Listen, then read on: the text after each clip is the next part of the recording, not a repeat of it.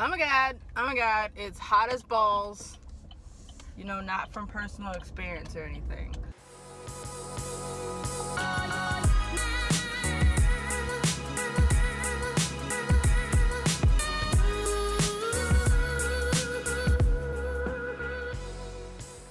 Good morning! It is the first day of Booktubeathon and I have not read anything yet. Of course, it's 7 in the morning. I am on my way to work, but I took my book with me and I'm hoping I can get something read in some downtime. Otherwise, I'm going to be like at 5 p.m. today starting my first book for Booktubeathon, which means I'll have to finish it at like midnight. I mean, the first book. Thankfully, I flipped heads or tails. It's a paranormal romance, so I should be able to do it, but that ain't the point because I would like to finish a book today and then start another one. So fingers crossed, but I will check in later and woo, we're gonna see how this went. Pray for me, Jesus. Pray for me. But it's like, I don't know what time I just got off work. It's like 4 o'clock and I only got to chapter 4 of my book, which I had to cover the cover of for, you know, patient modesty and shiz, because I mean, he's not a patient, but get a little old lady's heart attacks and stuff. We can't be doing that, dog. Anywho,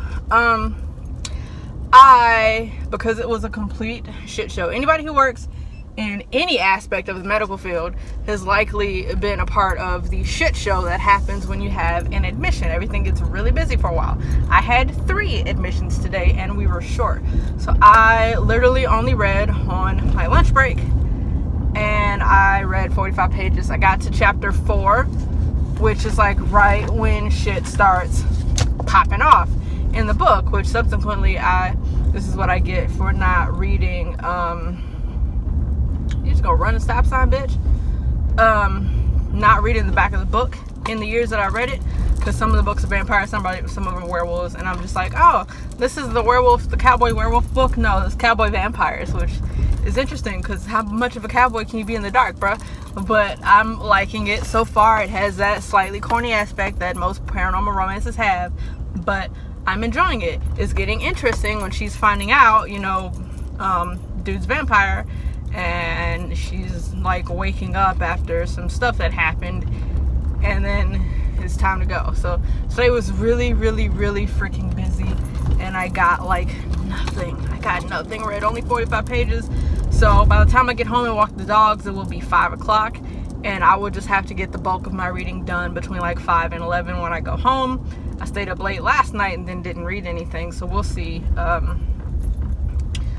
We'll see, because I'm gonna have to manage to finish this book, which is 370 some odd pages just at a glance. I'm gonna have to read 330 pages between now and 10 p.m. We'll see how that goes, because if I don't start off at least doing a book a day, my momentum is going to be completely trashed. Then I'm going to have to be doing like 2 or 3 books a day for the weekend. And if you saw my TBR and know how many books that I've read, how many pages are in those books, you'll know that shit ain't happening more than 1 book a day, or I'm gonna have to redo this TBR. But when don't play, I will redo a TBR in a heartbeat. I might end up doing it anyway if I look at these books and go, you know what, I'm not feeling it right now, which I'm really prone to do because I'm very much an emotional reader, and it just depends on how I feel in the moment. If I'm not feeling it, I can't do it. I can't do it. I'm very much one of those hippie artist people, like, I can't work like this. That's very much me. It is, and I'm not even ashamed. It is what it is. So I need the stars to align just right for me to want to read a particular book at a particular time. So as I'm starting, hopefully I get to, as I'm gonna get home soon, hopefully I can finish this book tonight, or she don't know what she gonna do for the rest of the week. But we'll see how this goes. I will vlog it and then update it. And I'm happy I remembered to vlog or whatever the kids call it these days. Shit. I have a vlog up tonight, hopefully. It might be late as fuck, but I remembered to vlog day 1 of Booktubeathon thus far. That's more successful than I've been any other readathon I said I was going to do a daily vlog for. So, alright, I will take it. It is now 4:47 p.m. and if you can not tell, I am already sweating like an indentured servant because it is hot as shit. shit. And I'm dying. And that's even with like the windows, the blinds closed, it's dim in here, it's dark, and I'm just, this no AC shit. I think coming up next week is supposed to be like a high of 74, and that's just gonna be where it is the rest of the summer. And I'm like, thank God. I don't give a fuck about no shorts weather. I'm a boots and sweater kind of person anyway. Just like right now, I'm tired of sweating. Tired of it. Anyway, I am gonna feed my little fishes in there. I don't know if you can see them. Where the hell did they go? God, it's hot.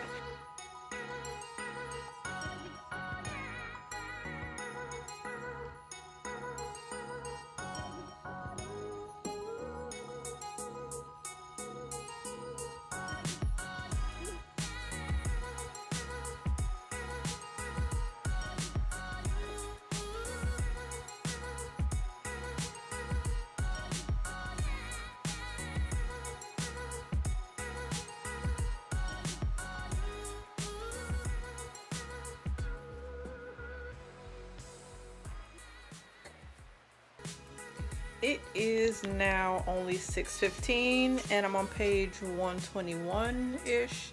So I got about 70 or so pages done in an hour. That gives me hope that I can finish this book before midnight. But for now I'm gonna get up and make something to eat because I just realized all I've had to eat today is breakfast and that little bit of cake. And she's hungry.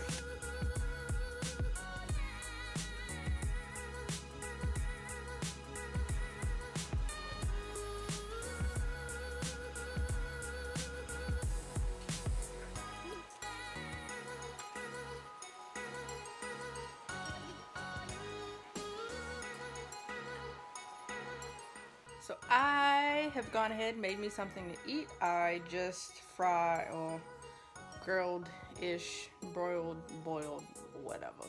Some orange chicken strips and brown rice and corn. Just kept it simple because this late, like already the orange chicken is gonna be real complicated. My stomach is not gonna like it.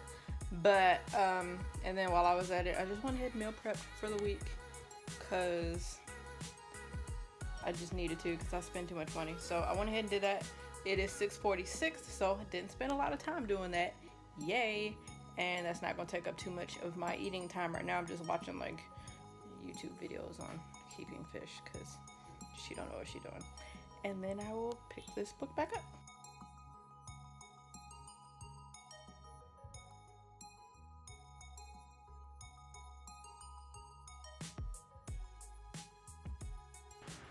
So in this book about country western cowboy vampires and shifters, she's a little weird. I mean, you think you already know it's gonna be weird, but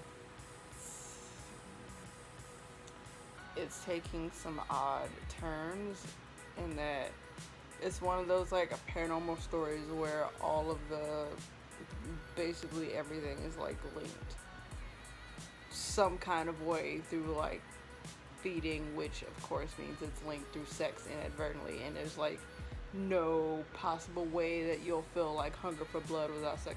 And it's just a plot thing, but they use it in a little bit of a weird way in this one. It lasts for only a second, like a couple of pages, which kind of makes me go, what was the point? But I'm on 235 and it is like 8 p.m. It's not even dark outside yet, so see how this story ends.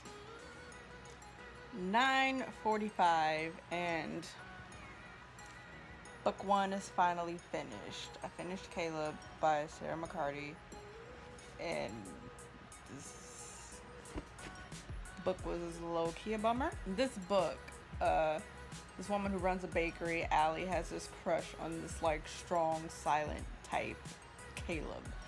And then all of a sudden she finds out Caleb is a member of the supernatural community, etc. Basically, she finds out because she's attacked. He has to save her life. He saves her life by changing her, finds out they're mates, or he they had been mates, and that's why he changed her and why he just compulsively could not let her die, right? And then everything else after that just got really like Edward Cullen, if Edward Cullen had grew up in Mississippi. Like, he was very much, women are weaker, you can't do such and such because you're a woman, like meaning it in a I'm gonna take care of you kind of way, not a derogatory kind of way, but she just kind of went with it. Like, she would say things and he would be like, yeah, except that you're a woman, so I'll do it for you. And she'd be like, oh, good point, okay. And then it just goes on and on. So I mentioned earlier that there's that whole like feeding leads into sex thing, where it pops up in the most inopportune of moments. So there's this part at the end where he gets captured by somebody and where he gets captured by somebody. This person is trying to use her to breed a genetic super race, right? Because all of a sudden she's the only one who can conceive, and they think maybe she's pregnant even though she has like no symptoms. They haven't tested it. There's no way they can test it because she can't pee because she's a vampire, and they can't send her blood off to a lab or anything. So they're just like, maybe she can't do all of these vampire things, and her change is so weird because she's pregnant. Halfway through the conversion, got pregnant. Supposed maybe that we never find out if actually is in there or not. Survive the conversion, and then the conversion, then from that point on, like everything that's weird about her powers, it's because of, oh, maybe it's because she's pregnant. That could account for it. How do you know that? Has anybody else ever been pregnant? Not that we know of. But, you know, sounds legit. So there's this like phantom pregnancy that never actually gets confirmed. There are no symptoms because all of the symptoms that she had started with the conversion from human to vampire.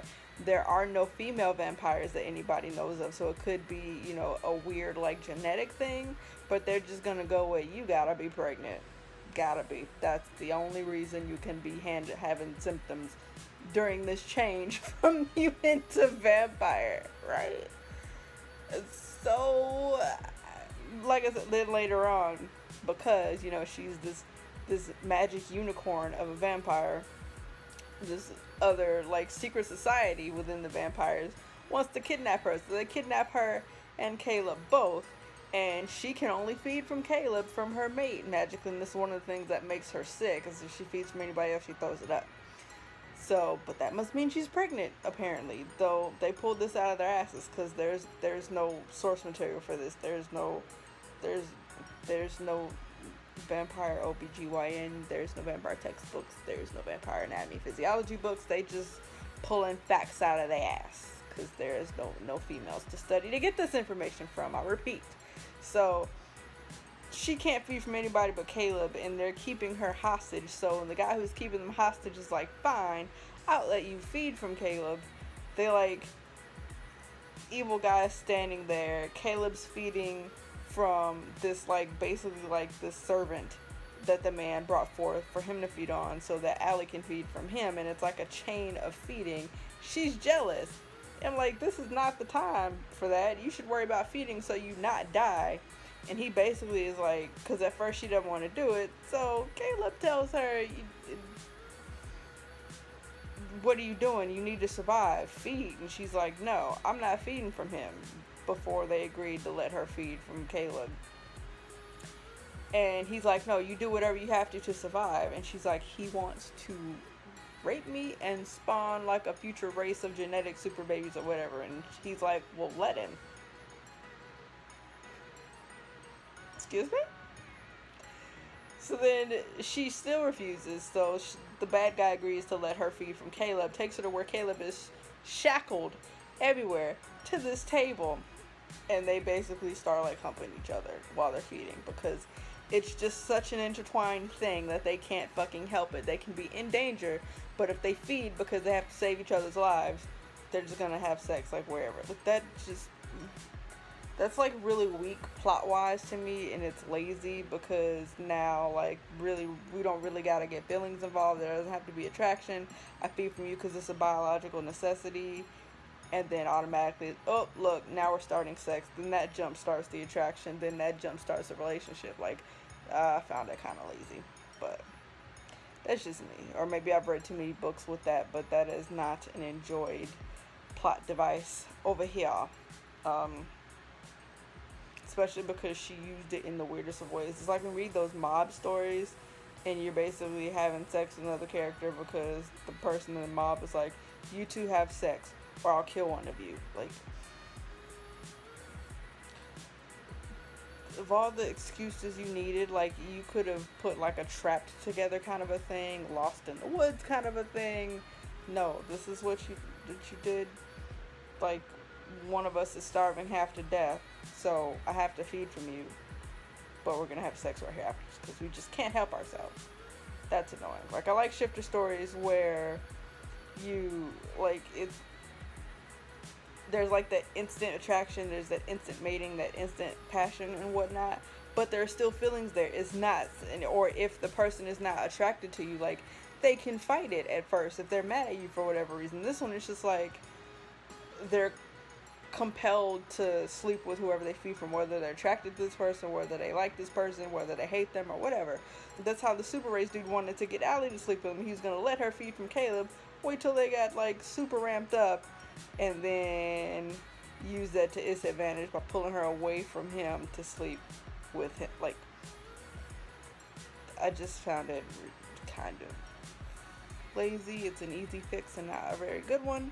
So that's just how I feel about that. That's like a 3-star, maybe 2.5, 3-star read for me. Towards the end, I was just reading it to finish it. I didn't even give a shit what happened anymore. And it left off on a cliffhanger with that whole weird society of people trying to use her to create a super race. And I just don't even care. So I'm kind of bummed because the whole premise, like the werewolf the cowboy supernatural thing, I kind of like. But it didn't go so well in this one. So I'm gonna have to find some other cowboy supernatural books. I'm sure they're out there. I will find them. At any rate, that wraps up day 1 of Booktubeathon. I finished my first book and it's not even 10 p.m. So I can kind of either start another book or just chillax for like an hour or so before bed, and then gotta work tomorrow. So I will see you all tomorrow for day 2. Bye.